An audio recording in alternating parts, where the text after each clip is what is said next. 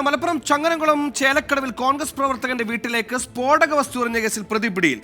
കരിക്കാട് സ്വദേശി സബിത്താണ് ചങ്ങരംകുളം പോലീസിന്റെ പിടിയിലായത്. വീട് മാറി സ്ഫോടക വസ്തു എറിഞ്ഞതെന്നാണ് പ്രാഥമിക ചോദ്യം ചെയ്യലിലെ മൊഴി.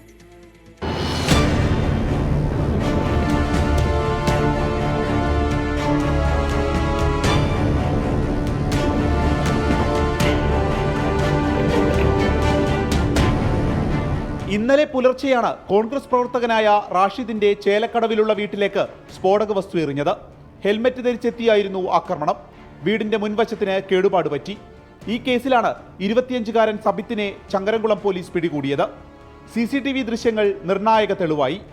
ആളുമാറിയാണ് പ്രതി റാഷിദിന്റെ വീട്ടിൽ അക്രമം നടത്തിയത് എന്നാണ് പോലീസിന്റെ നിഗമനം. ചങ്ങരംകുളത്തെ മൊബൈൽ ഷോപ്പിൽ നിന്ന് പ്രതിയുടെ ബന്ധു തവണ വ്യവസ്ഥയിൽ മൊബൈൽ എടുത്തതുമായി ബന്ധപ്പെട്ട് തർക്കമുണ്ടായിരുന്നു. ഈ ഷോപ്പിന്റെ ഉടമയാണെന്ന് കരുതി ആളുമാറിയാണ് മറ്റൊരു മൊബൈൽ ഷോപ്പിന്റെ ഉടമ കൂടിയായ റാഷിദിന്റെ വീട്ടിലേക്ക് സ്ഫോടക വസ്തു എറിഞ്ഞത്. ഇങ്ങനെയാണ് മൊഴി. പിടിയിലായ സബിത്ത് കോറി തൊഴിലാളിയാണ്. അവിടെ സ്ഫോടനത്തിൽ ഉപയോഗിക്കുന്ന വസ്തുക്കൾ ഉപയോഗിച്ചാണ് റാഷിദിന്റെ വീട് ആക്രമിച്ചത്. പ്രതിയെ കൂടുതൽ ചോദ്യം ചെയ്യും. ഇന്ന് കോടതിയിൽ ഹാജരാക്കും. 24 മലപ്പുറം.